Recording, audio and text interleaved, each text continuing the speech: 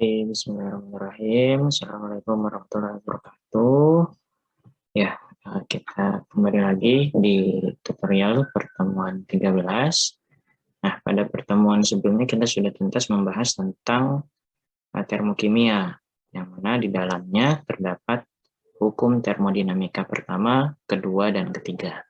Nah, pada pertemuan ke-13 ini kita akan lebih banyak berdiskusi ataupun membahas tentang sifat-sifat gas.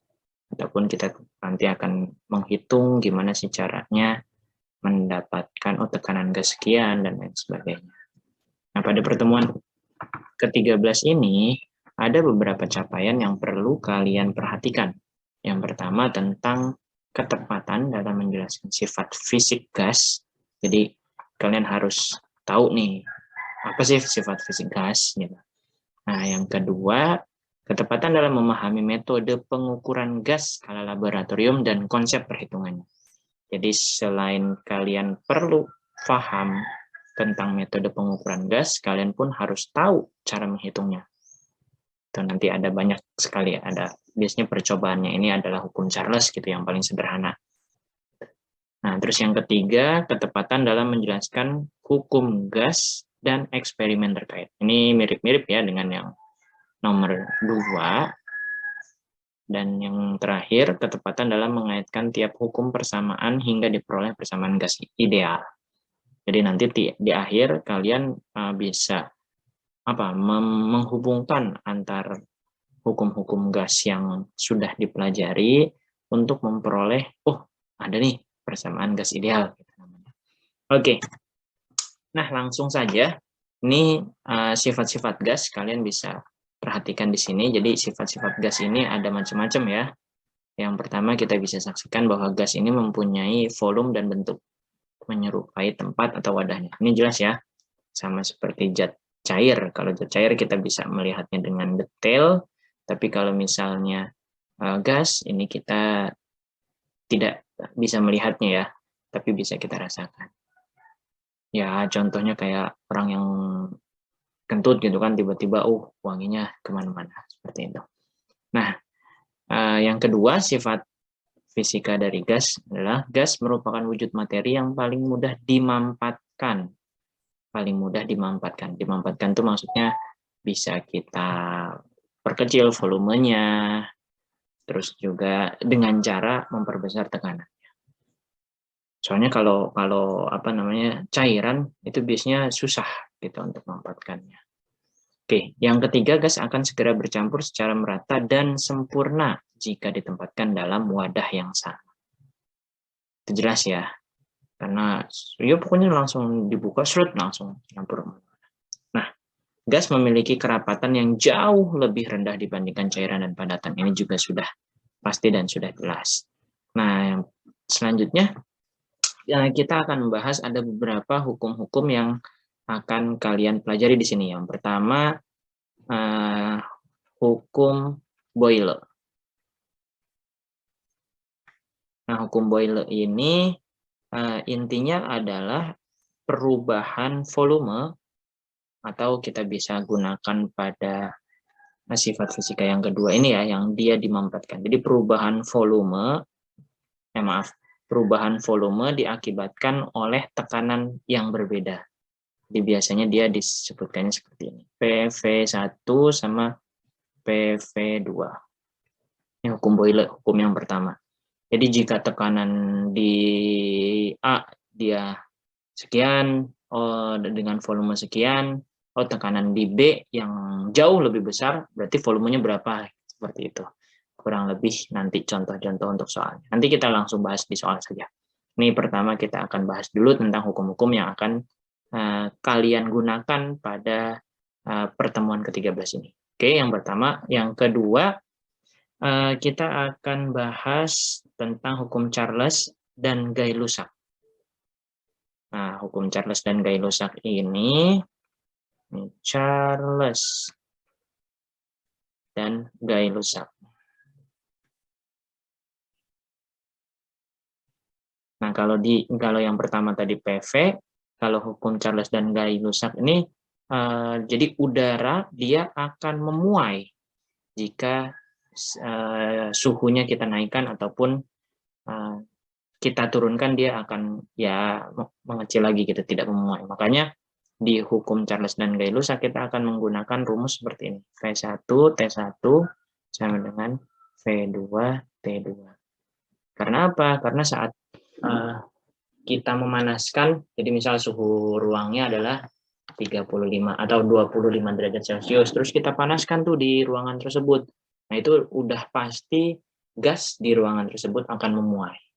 Nah, biasanya ini digunakan pada praktikum, dan ya perhitungannya sama persis, kita gunakan rumus yang seperti ini. Nah, yang ketiga, ini adalah hukum Avogadro.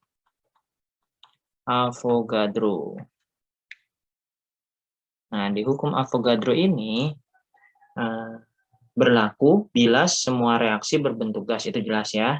Bila salah satu solid atau liquid tidak bisa menggunakan hukum Avogadro. Itu yang pertama. Jadi hukum Avogadro harus seperti itu. Nah, biasanya dia hubungannya apa? Hubungannya biasanya bila tekanan dan suhu konstan. Jadi tekanan dan suhu konstan, maka volume V1, V2 ini sama dengan jumlah molnya. Jadi dalam kondisi konstan, volume ini akan sebanding dengan jumlah molnya. Nah, dari ini semua kita dapat turunkan nih, seperti apa tadi, LLO atau capaian belajar yang paling terakhir. Kalian akan mengenal ada rumus yang namanya gas ideal. Kenapa sih harus ada gas ideal? Namanya ideal, berarti dia atau kita tidak akan memperhatikan efek-efek yang terjadi antar molekul di dalam gas itu sendiri. Contoh, misal ya, kita punya gas oksigen dengan gas fluor. Ini udah otomatis beda jari-jari, beda ukuran, beda elektronegativitas dan lain sebagainya. Itu pun akan menghasilkan interaksi yang berbeda jika dia dicampurkan dalam satu ruangan yang sama. Nah, gas ideal ini digunakan, atau rumus gas ideal ini digunakan, yang kita tahu PV-NRT ya.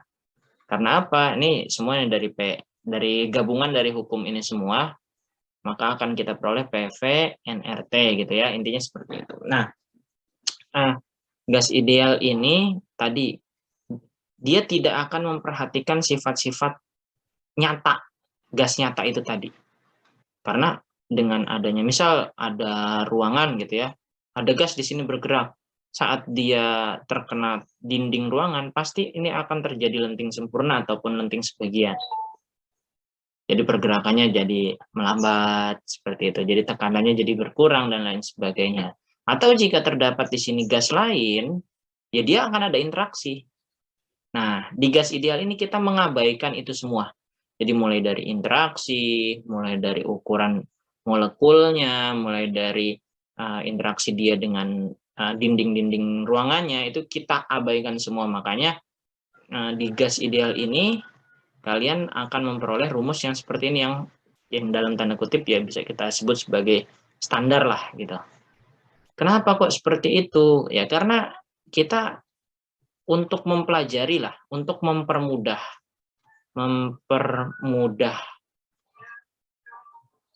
kita dalam mempelajari, seperti itu. Oke, makanya kita gunakan rumus tersebut. Nanti di pertemuan ke-14 kita akan belajar ada beberapa koreksi mulai dari tekanan, volume, bahkan nanti ada koreksi dari suhunya juga. Itu jadi faktor-faktor eksternalnya dikoreksi dan juga faktor-faktor internal dari gas itu sendiri itu akan dikoreksi. Jadi di pertemuan 13 ini kita belajar tentang sampai gas ideal. Oke. Next, kita langsung ke contoh aja deh biar lebih gampang ya. Nah, di sini di nomor 1 ini kan kita kita coba baca dulu ya soalnya. Di nomor 1 ini divakumkan. Jadi ada batu kapur. Batu kapur itu sebenarnya CaCO3. Saat dia dipanaskan ataupun direaksikan dengan asam, dia akan mengurai itu. Biasanya dia akan menghasilkan gas CO2 plus H2O. Jadi ini gas CO2. Makanya nanti CO2 yang dilepaskan dari batu kapur ini ya dia bisa kita tangkap, bisa kita kumpulkan gitu ya. Jadi kumpulkan nih dalam satu tabung ke manometer terbuka. Oke, ini kita tahu ya manometer terbuka.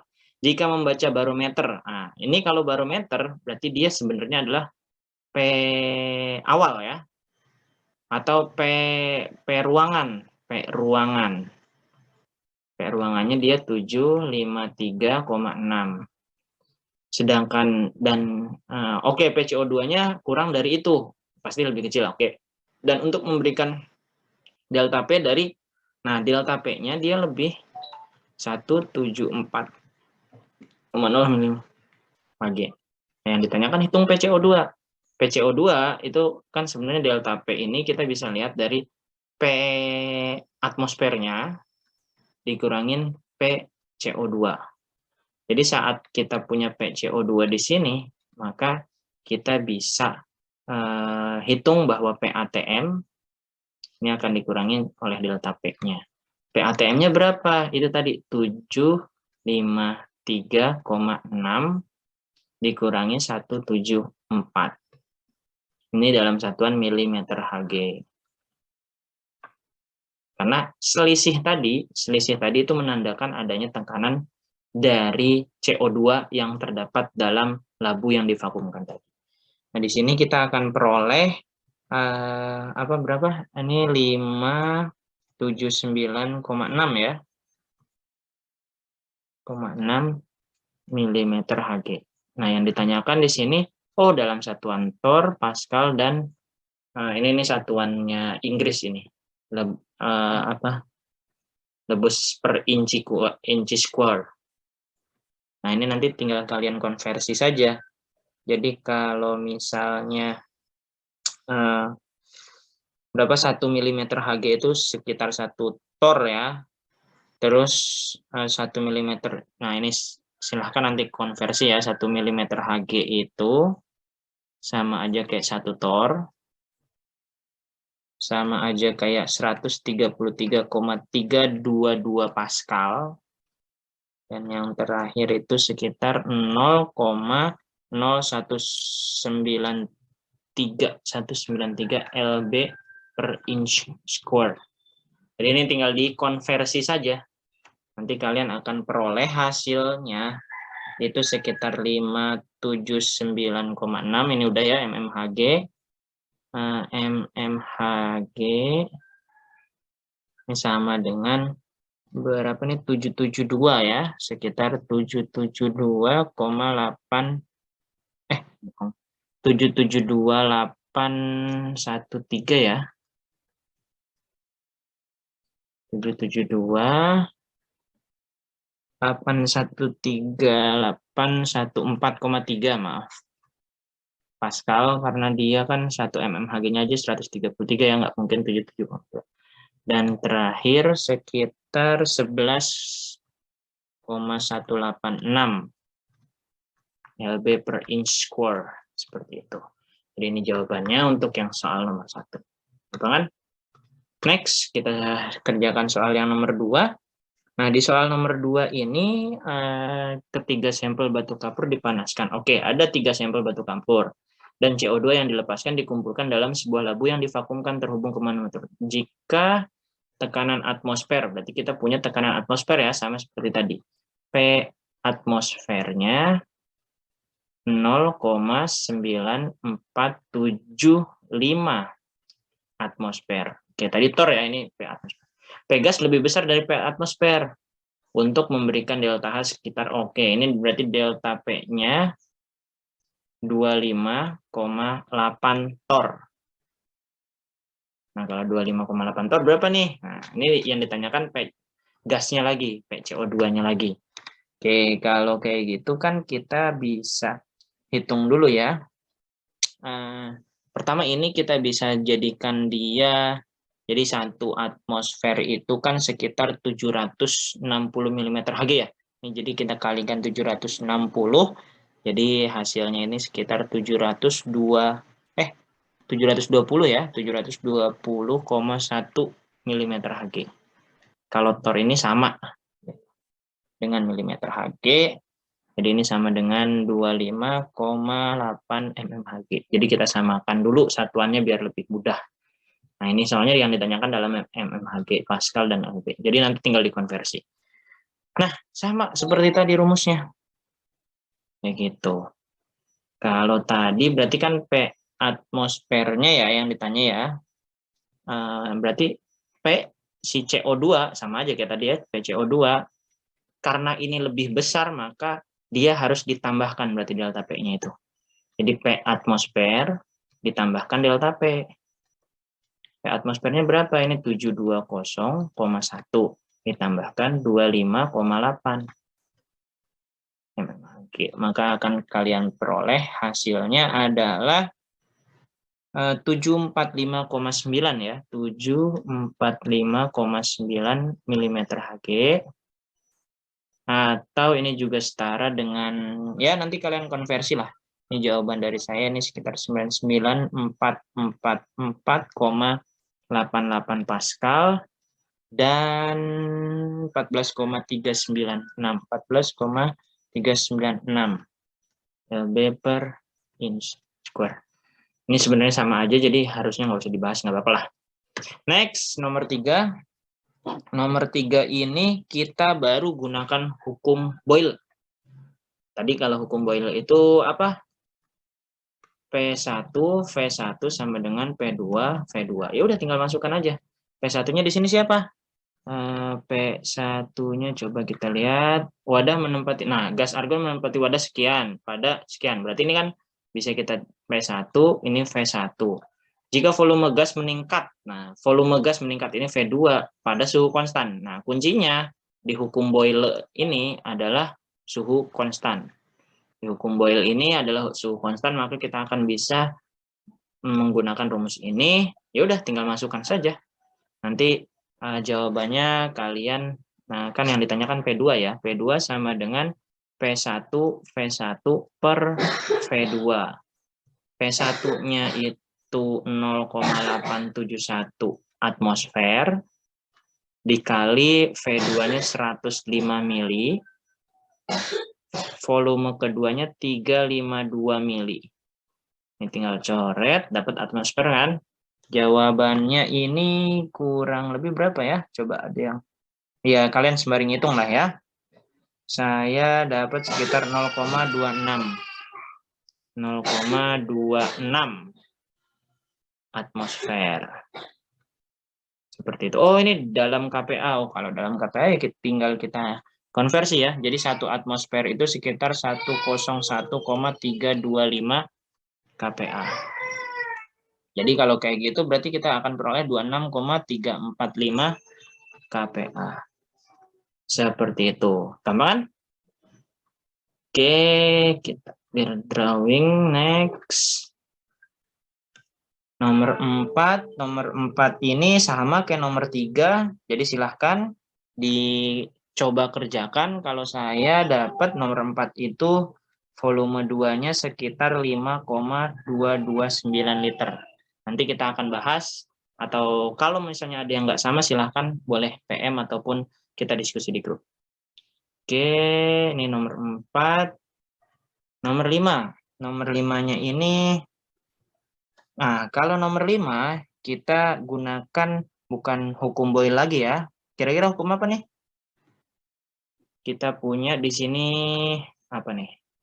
Sini punya volume, punya suhu. Oh, ada tekanan tetap. Kalau tekanan tetap dan temperatur, oke, penurunan volume sampel dalam, oke, berarti ini kita punya volume 1, volume 2, punya temperatur 1. Kira-kira hukum apa? Ya, kita pakai hukum Charles dan Gay-Lussac. Yang mana V1 per T1 sama dengan V2 per T2. Dari sini kalian akan peroleh hasilnya, tinggal masukin aja semua. V1-nya tadi berapa? 32 ya, 0,5. T1-nya 40 lah, nggak apa-apa. Kita mau dijadikan apa namanya 273 juga nggak apa-apa. Dalam Kelvin ya. Terus volume 2-nya 28,6 liter ya. Jadi ini nanti liternya dicoret, di sini nanti dapat derajat kan? Derajat lagi Kelvin. Nah, di sini nanti dapat T2. Maka T2-nya akan kalian peroleh seberapa hasilnya? Kira-kira nomor 4? Kok nomor 4 sih? Nomor 5, maaf. Jadi sekitar 275,44 Kelvin. Atau bisa kita konversi ke derajat Celcius itu sekitar 2,44 derajat Celcius. Gampang kan? Jadi soal-soal ini mas sebenarnya gampang. Soal-soal hukum gas. Tinggal masuk-masukkan aja ke rumus. Oke, next nomor 6. Nah, kalau nomor 6 ini kita langsung saja gunakan gas ideal ya. Kalau nomor 6 ini ya. Gas ideal kita gunakan. Gas ideal itu apa? PVNRT. Udah, tinggal kita masukkan aja. Di sini pada suhu ada T-nya. Volumenya di sini ada. Di sini diisi dengan, oh ini gram, oke. Dan kemudian disegel tekanannya. Di sini P-nya ada. Oh, berapa gram yang masih tertinggal? Oke, berapa gram yang masih tertinggal? Oke, berarti yang awal, sini kita coba cek dulu ya. Jadi ada tangki di sini awal, gitu. Awal, kita punya volumenya dia 438 mili ya. Terus oksigennya ada sekitar berapa? 0,885 kilogram oksigen. Terus suhunya ada 21 derajat Celcius. Yang ini ternyata dalam kejutan dan terlambat ditemukan dan kemudian disegel. Tekanan yang baru. Oke. Jadi ini bocor, terus akhirnya dia, misal sini bocor gitu ya, akhirnya dia tambal di sini. Maka akan beroleh P yang baru ini 1,37 atm. Yang ditanyakan berapa oksigen sisanya, gitu kan? Nah, kira-kira berapa oksigen sisanya?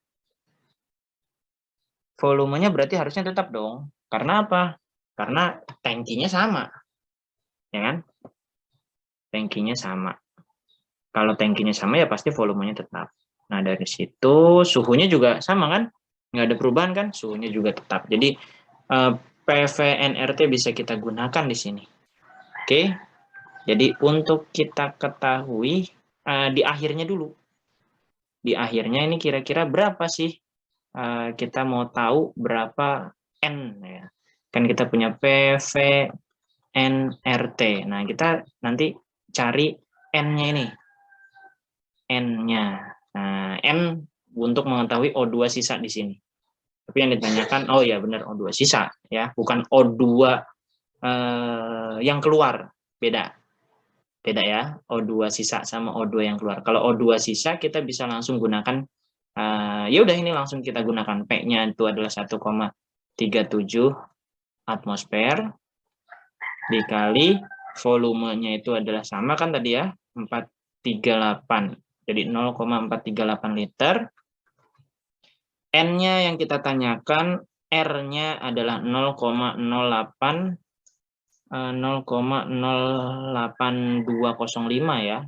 Ya udah 0,082 juga nggak apa liter atm mol Kelvin per mol Kelvin. Nah, terakhir T-nya itu tadi berapa? 21. Berarti 21 plus 273 Kelvin. Nah, di sini kan coret Kelvinnya liter atm, ini akan coret di sini. Nanti akan kalian temukan NO2-nya adalah mol sini satuannya. Berapa kira-kira? Coba.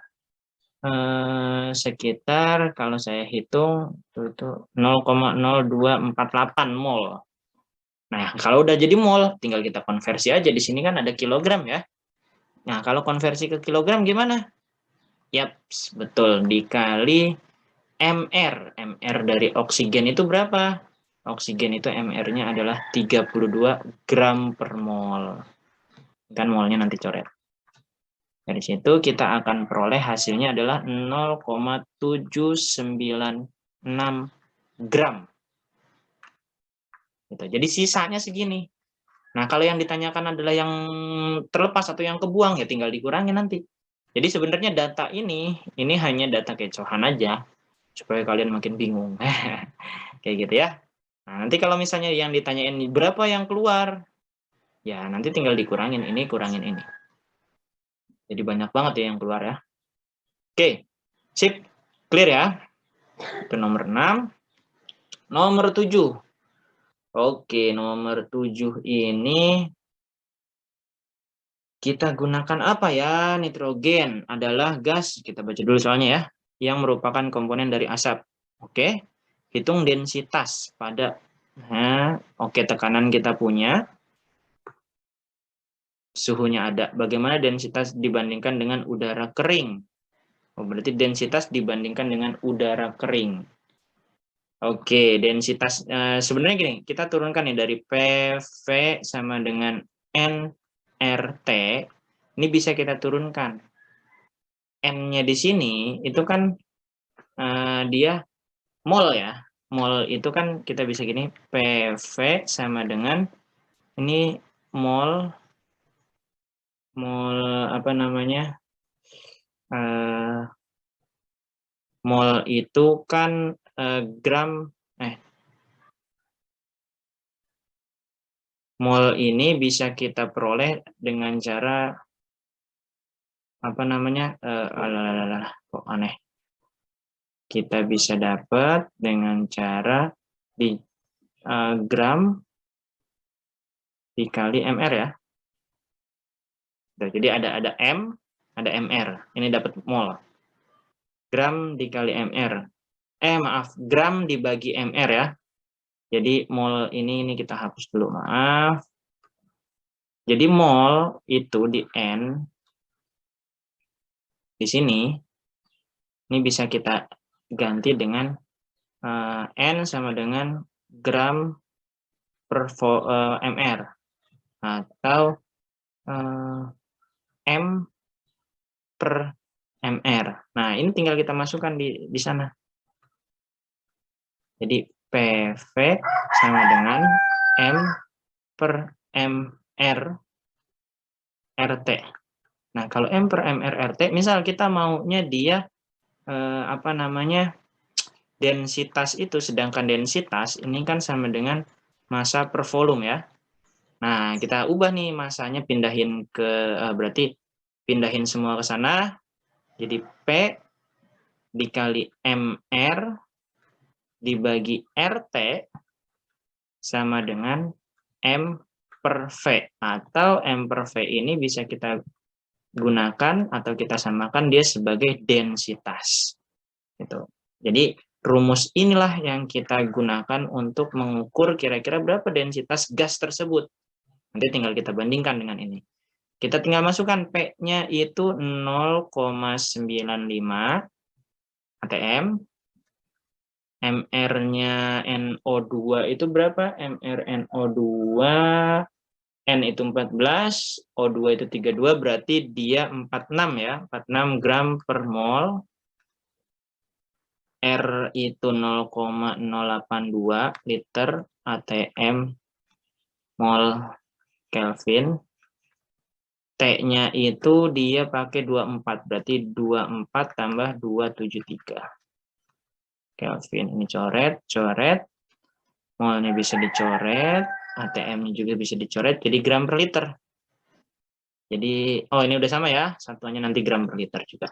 Oke, dihitung, boleh pakai kalkulator, nanti hasilnya sekitar, kalau saya hitung 1,79 gram per liter. Nah, kira-kira 1,79 ini lebih besar apa lebih kecil dari apa nih, udara kering? Yap, betul ya, lebih besar dari D udara. Seperti itu aja. Jadi cuma menjawab seperti itu. Cuma kita harus tahu, berapa sih D-nya ya dengan menurunkan rumus. Seperti itu. Ada yang ingin ditanyakan sampai sini? Tidak ada? Oke. Kita lanjut. Nomor 8. Sebuah bohlam kaca kosong memiliki volume 50 mili. Oke, kita punya volume. Turun dulu dong. Kok ganti? Maaf. Volume 350 mili ya. Masanya 8 berapa nih? 82,561 gram ketika diisi dengan gas yang tidak diketahui pada sekian. Oke, ini ada ATM-nya, ini ada suhunya, ini punya volume, ini punya massa. Bohlam memiliki massa sekian. Apakah gas tersebut argon? Nah, untuk kita mengetahui ini, apakah dia argon, metana, atau nitrogen, berarti kan kita harus tahu dong densitasnya masing-masing. Atau ya tadi dari nggak usah densitas sih ya, kita bisa langsung cari, oh MR-nya berapa sih, gitu kan. Nah, tadi kita sudah punya tuh rumusnya. Rumusnya apa? Kan PV NRT. PV N-nya ini kita ganti jadi M per MR RT. Masanya kan ada nih. Nah, bola memiliki massa sekian. Berarti nanti MR-nya berapa? Nah, ini yang akan kita gunakan. Berarti M kecil RT per PV. M kecilnya berapa? Itu yang 82,786 gram. Dikali R-nya 0,082 liter ATM per mol Kelvin. T-nya itu dia 22 ya, 22 plus 273 Kelvin dibagi P-nya tekanannya itu 733. Oh, berarti 733 ini 33 mm Hg. Ini harus kita ubah ke ATM ya. Dengan cara apa? Dibagi 760. Jadi kalau dibagi 760 itu kira-kira kita dapat berapa? Sekitar 0,964 ya. 0,964 ATM. Oke, bentar. Ini ada yang salah nih. Untung saya lihat. Jadi bohlam memiliki massa. Berarti sebuah bohlam kosong memiliki volume sekian dan massa sekian. Oke. Berarti ini massanya bukan massa ini ya, bukan massa yang 82, tapi kita kurangi dulu. Itu. Berarti kita harus kurangi terlebih dahulu. Kurangi dari mana? Dari ini. Bohlam memiliki massa sekian, ya kan? Berarti setelah ditambahkan dia massanya jadi 82,786 gram. Tapi massa kosongnya berapa? 82,561 gram. Berarti selisih ini sekitar 5220. Berarti 0,225 ini yang kita gunakan. Ya, 0,225 ini yang kita gunakan. 82,561, 82,786. Oke. Ini udah ATM-nya, terus volumenya 0,35 liter. Ini bisa liter, coret, ATM coret, mol coret, kok mol coret, K-nya dicoret, molnya nanti jadi gram per mol dia langsung MR ya, satuannya nanti gram per mol. Berapa gram per mol? Coba kita hitung. 0,225 225 dikali 0,0802 dikali 22 plus 273 dibagi 0,94.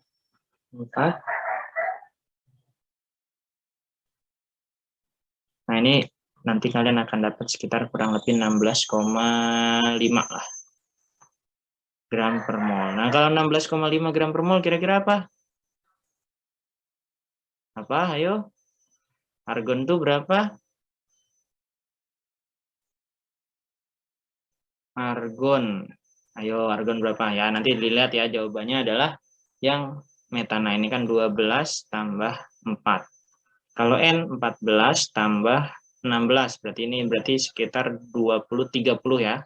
Ini udah jelas berapa dia? 16. Argon nanti coba silahkan dicek. Jadi jawabannya ini adalah metana. Gampang kan? Ya, tinggal gitu aja. Oke, 8 selesai. Nomor 9 sekarang. Nomor 9. 9 ini gas amonia dan gas hidrogen. Hidrogen klorida bereaksi membentuk padatan amonium klorida. Sebuah labu reaksi 10 liter mengandung amonia. Ada sekian dan sekian. Dan setelah reaksi terjadi dan suhu kembali ke 22, berapakah tekanan di dalam tabung tersebut? Oke, yang ditanyakan di sini kita tulis dulu berarti reaksinya ya. Kita punya NH3, ini dalam bentuk gas, ditambah HCl juga, gas HCl kan ya, dalam bentuk gas. Terbentuk NH4Cl dalam bentuk gas. Coba lihat koefisiennya, oke sama semua. Nah sekarang tekanan PNH3 segitu, tekanan HCl segitu, oke kita punya semua ya. Tekanan NH3, PVT-nya punya, PVT HCl juga kita punya, N-nya juga kita punya. Nah, berarti kalau seperti itu kan kita bisa hitung ya. Hitung apa nih? Kita cari dulu mol dari yang bereaksi. Sebuah mengandung amonia pada mana sih molnya?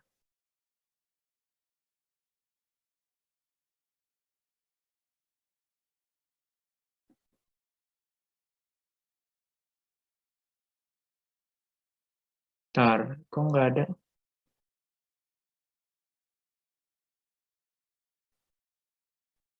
Oke, berarti kita cari dulu mol masing-masingnya ya. N dari NH3 itu kita bisa PV per RT. Terus nanti N dari HCl juga sama, PV per RT. PV-nya, P-nya amonia dulu ya. Kita punya 0,452 dikali volume amonianya, mana sih? Sebuah mengandung amonia pada sekian. Oke, itu ya 0,45 terus volumenya 10 liter ya. 10 liter. Dibagi R-nya 0,082. T-nya itu 22 plus 273. Ini akan diperoleh sekitar 0,186 mol. Sedangkan yang bawah ini tekanannya, tuh 7,5 ya. Dikali volumenya sama 10. Terus R-nya 0,082. Suhunya 271, tuh dia 271. 271. Oke, kalau 271 kita akan peroleh sekitar 0,052 mol. Nah, berarti di sini kita awal reaksi terus nanti sini sisa ya. Awalnya apa? Awalnya ini 0,186, ini 0,052. Nah, kalau kayak gini kira-kira siapa yang akan jadi bereaksi pembatas? Dan siapa yang akan jadi bereaksi sisa? Lihat ya, koefisiennya 111 semua. Oke, maka kita akan peroleh reaksi pembatasnya adalah NH3. Kok NH3 sih? Ini 0,1, ini 0,05. Salah ya, jadi 0,05. Maka yang bereaksi di sini 0,052. 0,052. Di sini kalian akan memperoleh sisanya 0,134. Di sini 0,052, sini habis. Itu ya. Nah, berarti P setelah reaksi ini sama dengan tekanan dari NH3-nya. Karena apa? Oke. Membentuk padatan. Nah, ini salah nih, ini padatan nih solid.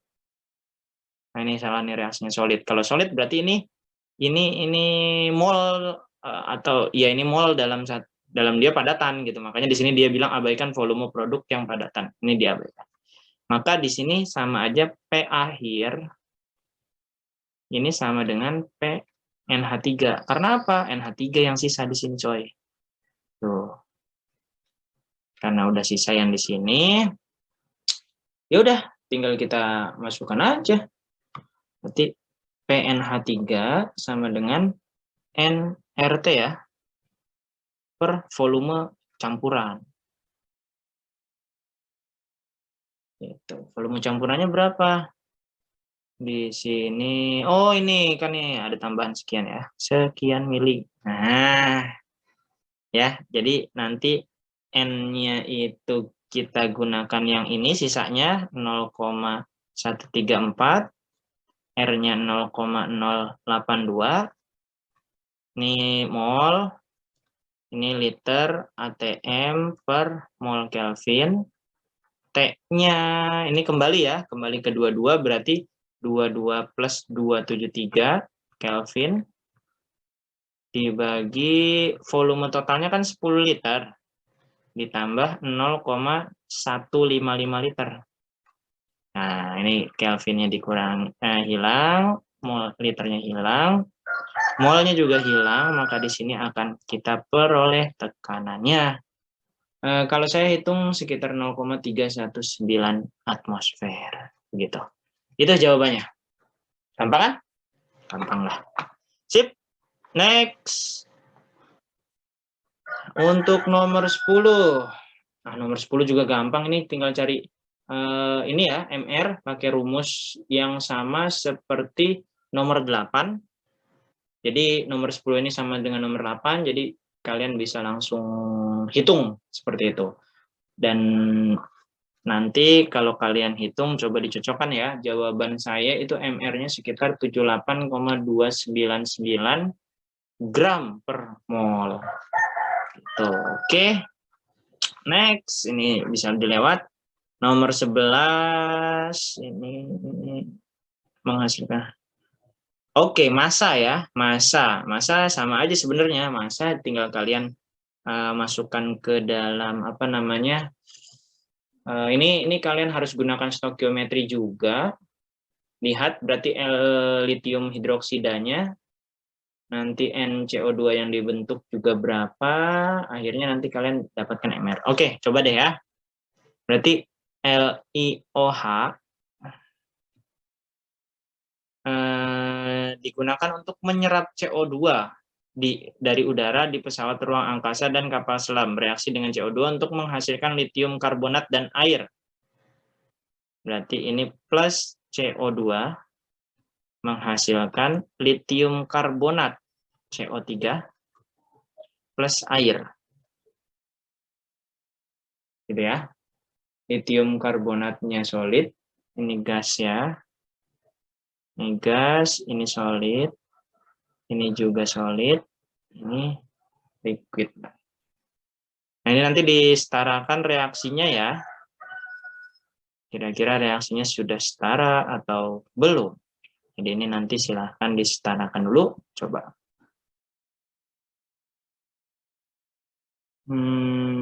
Oh, salah ini, maaf. CO3 itu kan 2 min ya, Li2CO3 jadinya. Berarti sini 2 kali. CO3-nya ke hidrogennya ada 2 ya.